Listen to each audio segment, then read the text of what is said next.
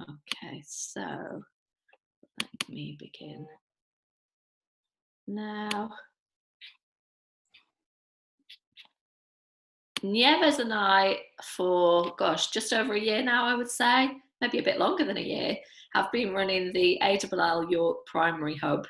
And I contacted Nieves about a week ago and said, look, there's been lots of webinars, lots of great stuff online, lots of sharing, but nothing primary specific. So should we have what would have been our face-to-face primary hub meeting via Zoom? And if we're going to do that anyway, why don't we open that up to other primary teachers? So thank you all for joining us and taking out the time to be here this morning. On Twitter, if you are on Twitter, you can follow all things primary using the hashtag ALLPrimary. And if anybody does share any links and ideas with me today that are worth sharing, then I will add those to polyglotlanguages.co.uk. And my plan is to put the recording of today's webinar onto my YouTube channel, which is youtube.com/Sue2276. If any of you need to dip in and out, you've probably got children. I've got 2 teenagers who could well try and interrupt the meeting at any moment. Please do feel free to bob in and out. And as I say, the recording will be available online. So if you do want to watch back at any point, then please feel free to do so. I should imagine I will have that online by later this afternoon.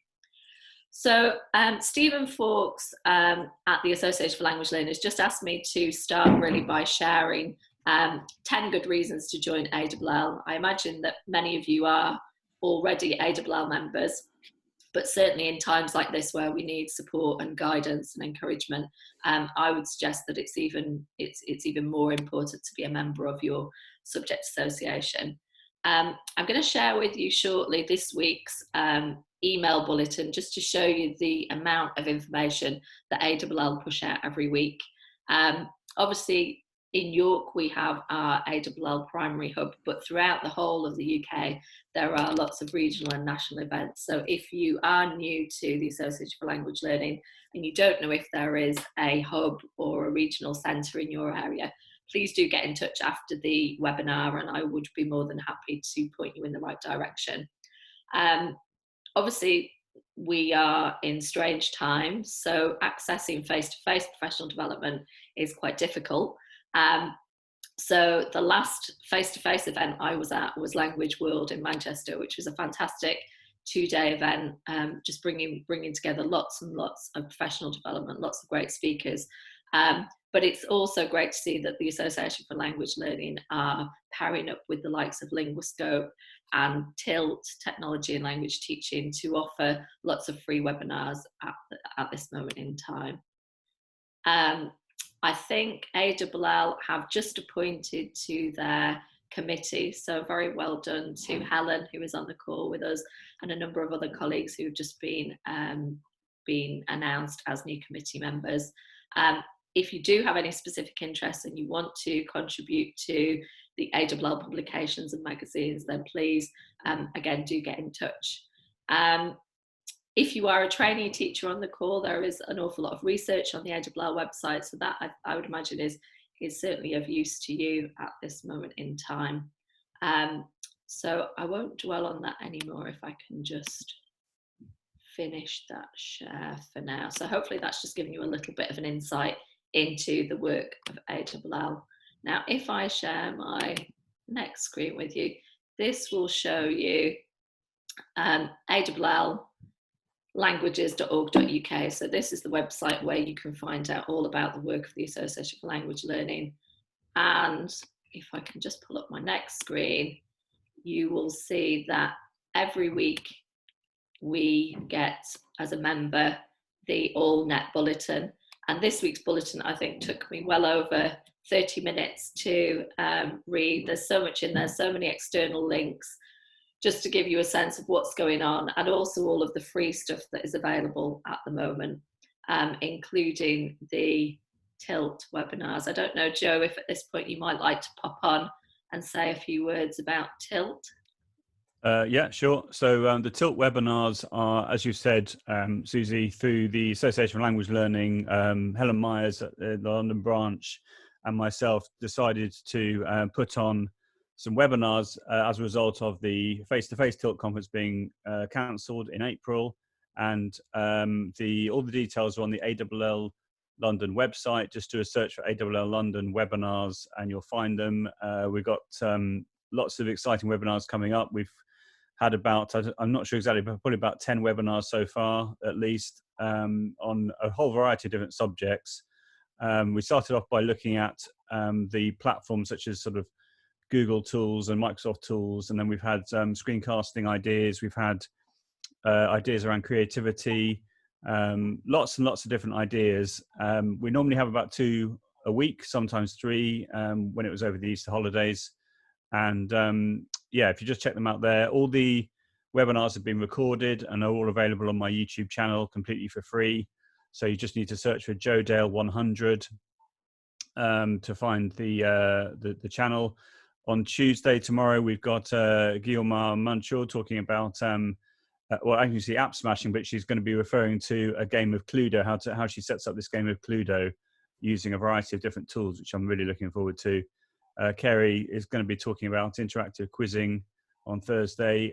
Francois, in a week's time, is going to be talking about using ThingLink for sort of creating your own virtual journey, which is going to be amazing, et cetera, et cetera. So this is all there completely for free. And it's been very much that, you know, language teachers have stepped up to the challenge of supporting each other, helping each other. And that's what this is all about. So well done, Susie, for this initiative to have a primary focused one as well. It's great.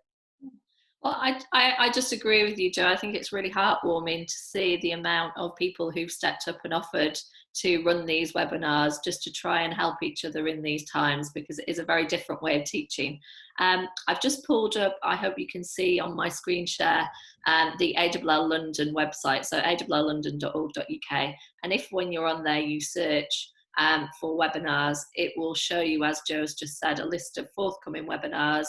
And then if you scroll right down to the bottom of the page, if you are only just aware of these webinars, what is especially fantastic is that you can click on any of these links. So 60 plus webinars, look at the ones that are of particular interest to you.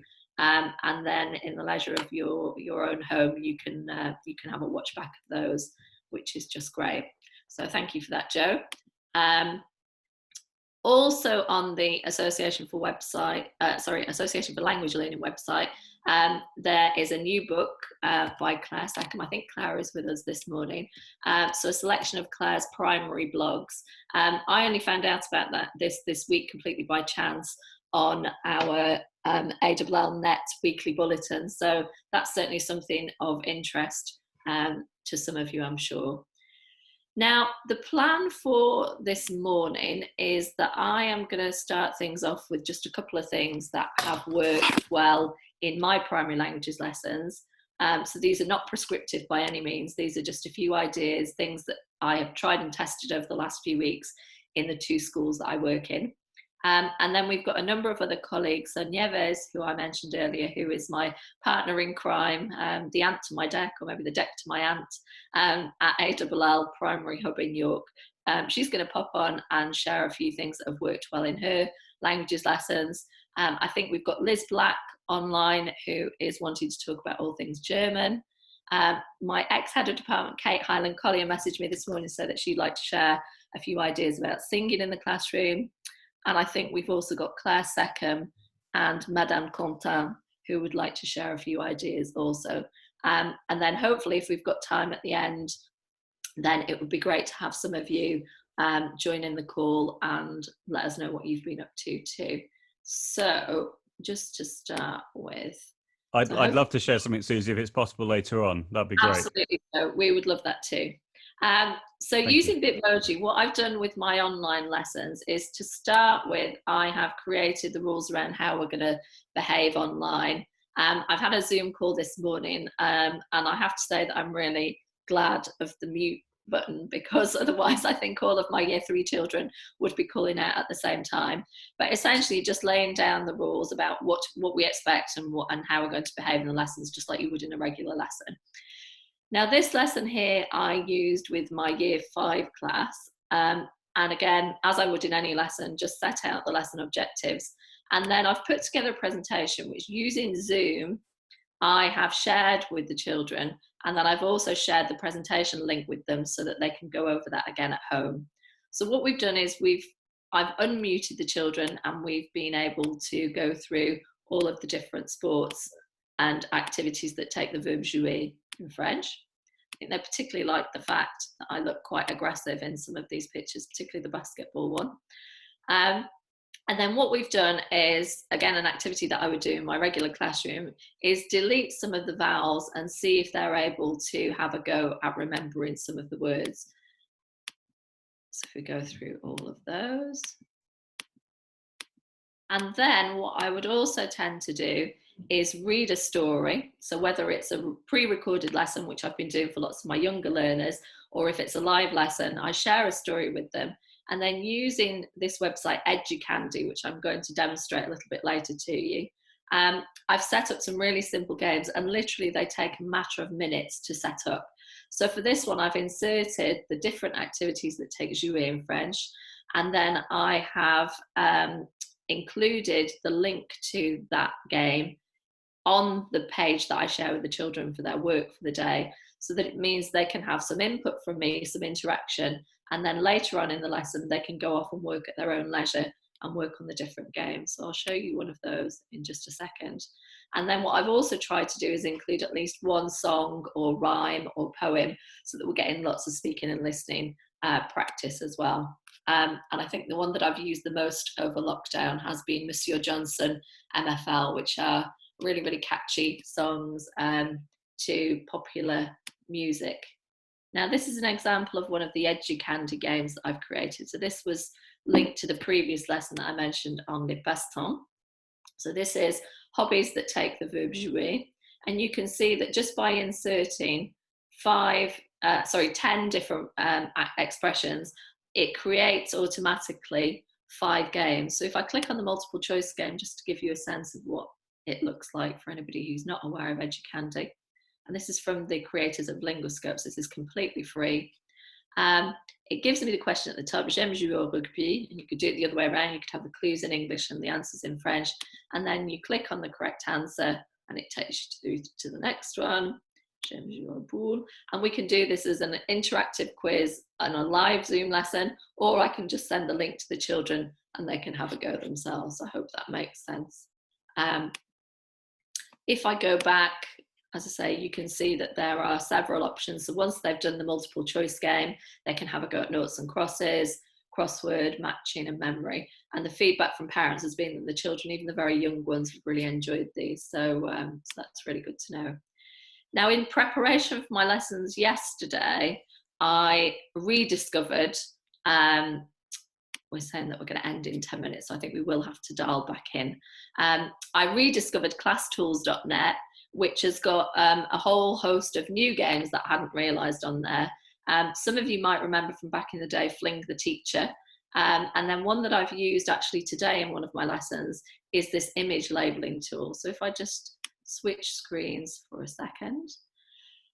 Here in the hotspot tool, what I've done is we've been practicing a song called Dans ma trousse. Dans ma trousse, il y a un stylo, etc., etc.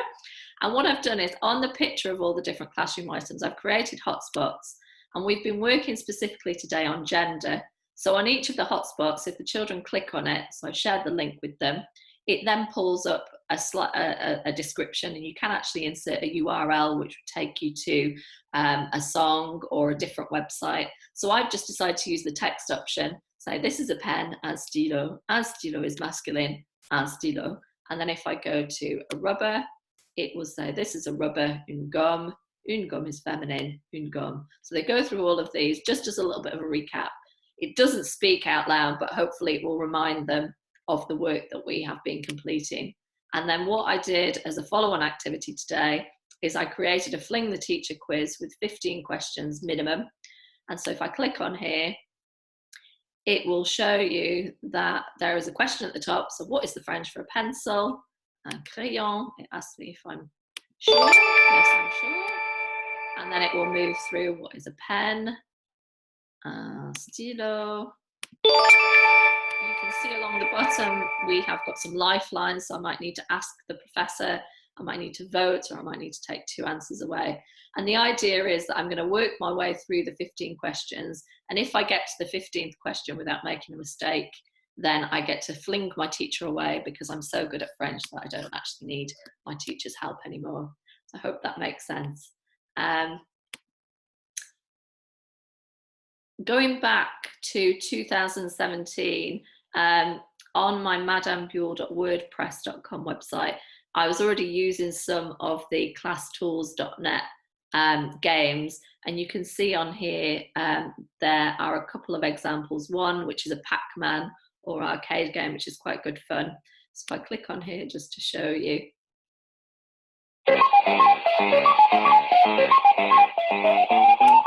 I'm going to say that I'd like to play Pac-Man, and it's going to load up the game. So I've got to answer the question. So un poule is a jumper. And then using my arrows, I've got to try and navigate the game. See if I can get killed, and then you can see what happens. If for whatever reason I don't manage to survive. Oh, is it going to kill me? I want to be killed and it's not killing me. Here we go. It will then ask me another question, and I get asked a question. I can only continue in the game if I actually manage to ask the question, so I hope that makes sense. The next one I'm going to mention before I hand over to Nieves, and I think actually what we might do is stop the call and then start a new call so that you don't get interrupted midway through your presentation, if that's okay. Another website that I've been using, which I'm sure you're all quite familiar with, is Quizlet. Now, I went on a course a number of years ago with a great guy called Barry Smith, who is linked to the Michaela School. And what I've done this week, again, with one of my classes, we've been looking at opinion words.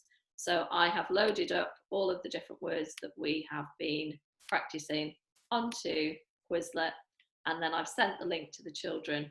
We've actually just played it individually, but if you were on a live Zoom call, you could potentially play that as a Quizlet live too. So I hope that makes sense. Just move it along. One last thing which I'm going to share before I hand over to Nieves is the use of Google quizzes. So this quiz I've actually created in Google Forms. So a good friend of mine on Facebook, Madame Porter, shared with me a lovely video of a kind of interactive Bitmoji video of her house. So she's given a virtual tour of her house, and I happen to be teaching the topic of house and home. So what I've done is I've created a Google form, I've inserted the video, and what the children have to do is watch the video, and then I've created a multiple choice quiz where they can watch the video backwards and forwards as many times as they like, and then they just simply click on the correct answer according to what they've heard, and then when they've answered all of the questions, they can submit the form, and then I can see when I go into my Google Classroom that they have answered the questions, which ones they've got correct, which ones they've maybe struggled with, and that can then inform my future teaching. If anybody is interested in that specific quiz, I'm more than happy to share that with you. And if I can just stop sharing for 1 second. Those of you who joined a little bit later, just to say that because I am on the basic version of Zoom, and I don't have the upgrade, the meeting unfortunately is going to finish in about 4 minutes. So what I'm going to suggest, if it's okay with you, is that we will end this specific call now. And then if everybody could just go back to the link which I've put in the chat and just rejoin the meeting. And then in a couple of minutes time, we will invite our other speakers, starting with Nieves, who are going to share some of the things that have worked well with them. Is that okay? Give me a quick thumbs up. Okay, fantastic. Right, so I'm going to end the call